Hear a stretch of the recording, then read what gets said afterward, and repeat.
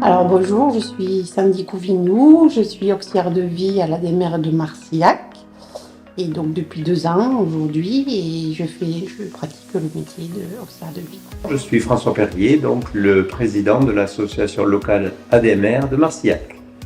L'ADMR, pour moi, c'est une association qui intervient chez les personnes à mobilité réduite ou un peu plus âgées pour aider la personne dans son quotidien. Alors en effet, l'ADMR, c'est une structure associative. Donc en Aveyron, c'est 48 associations réparties sur l'ensemble du département.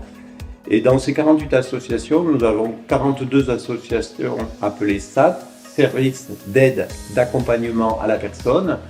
Nous avons également 2 SIAD, des services de soins infirmiers à domicile. Nous avons 20 services de portage de repas, une structure médicalisée d'accueil de jour.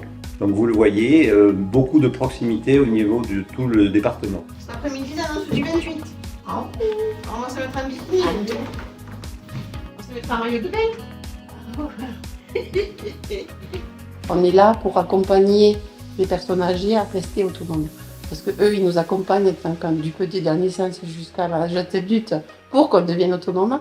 Et à la fin, quand eux, ils commencent à être fatigués, c'est à nous à les accompagner pour qu'ils restent autonomes. Justement, c'est ça pour moi le métier d'auxiliaire de vie.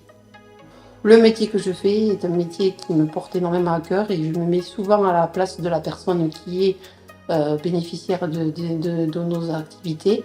Car je me dis, si un jour moi je vieillis dans 20 ans, dans 30 ans, comment je serai, comment j'aimerais qu'on s'occupe de moi.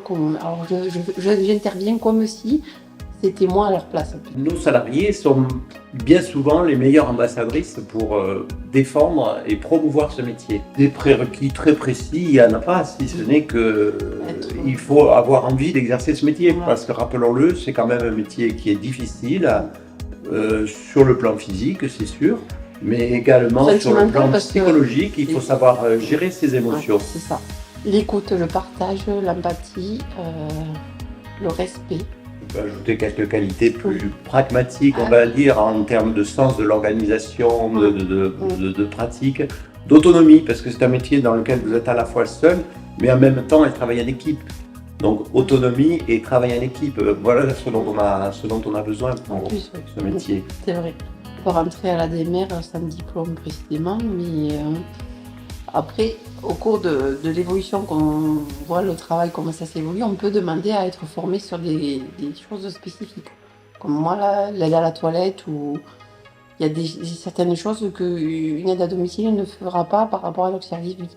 Elle a certaines diplômes qu'il faut qu'on passe pour faire plus que le ménage. On a aussi un dispositif dont on peut parler qui est assez intéressant pour quelqu'un qui intègre l'ADMR, c'est ce qu'on appelle le tutorat. À savoir, donc, un nouvel embauché au sein de l'ADMR, pendant quelques jours, va travailler avec une salariée déjà diplômée pour lui montrer un petit peu les b.a.-ba du métier. Ça, c'est encore une possibilité, je trouve, intéressante pour les nouvelles recrues.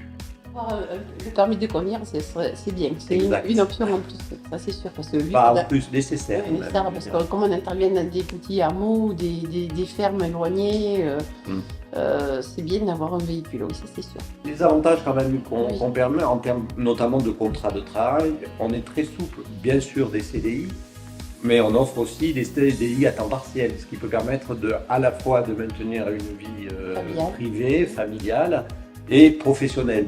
Donc tout ça est extrêmement souple et se fait à chaque fois au cas par cas.